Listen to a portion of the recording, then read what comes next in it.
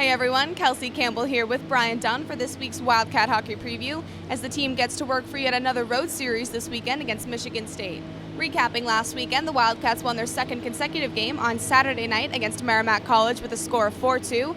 The team got off to a pretty solid start in that first period, netting 2 goals in 18 seconds. Podorowski contributed 2 goals to the winning effort. Brian, what are your thoughts on this past weekend's game? Great game by the Wildcats, and they're finally really able to string together some full 60-minute efforts, and we talked about how earlier in the season that's kind of been a big struggle for the Wildcats, especially in games like St. Lawrence and Clarkson, but they were able to fix that problem since, and no better time to get that done in the heart of this road trip. And I'll be honest with you, going into the matchup with Merrimack, the odds were kind of stacked against them. Goaltender Colin D'Elia was virtually playing lights out.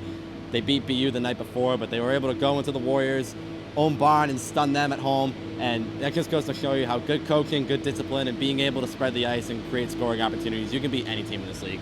You mentioned scoring opportunities. The Wildcats scored first this past weekend against Merrimack College and have not lost a game where they've scored first this season. What do you think that first goal does to the team's success? It's so important. College hockey, in particular, other sports, the first goal is always the most important, and it allows teams to really knuckle down on the more important aspects of the game, like blocking shots, forechecking, creating good breakout opportunities, and trailing from behind. You kind of lose focus on that mentality, as we saw with this Wildcats team earlier this season. So you can obviously see a big difference in the Wildcats game when they score first. Let's send it to Coach Umili and the players to get their input on this first half of the road trip. It's been, it's what you hope for.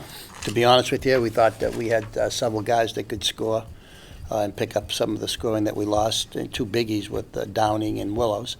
We had to replace the scoring from those 2. Corielli's playing as well as he's played. Kelleher and Podorowski are doing their thing. I think Max's Gaudreau is playing, having his best year, and that line's been solid for us. So I think it's been spread out, and there's no doubt that the Podorowski line's a threat when they're on the ice. Michigan State's a pretty good team. We faced them twice last year. It should be a good test. They play hard, pretty big team.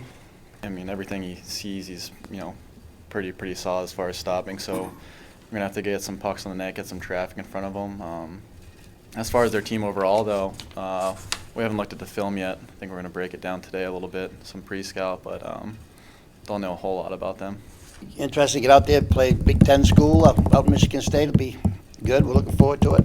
With that being said, they head to East Lansing this Friday and Saturday for a weekend road series against the Michigan State Spartans. And the Spartans being a solid Big Ten conference team, this could be the Wildcats' toughest test to date, but they've been able to put together a solid road campaign so far, and they know if they can ride this momentum heading into this weekend, they can find success against the Spartans team. Be sure to tune in for what should be an exciting series of UNH against Michigan State this Friday and Saturday night, both games with a puck drop of 7:05. For Brian Dunn, I'm Kelsey Campbell, and we're UNH Wildcat Productions.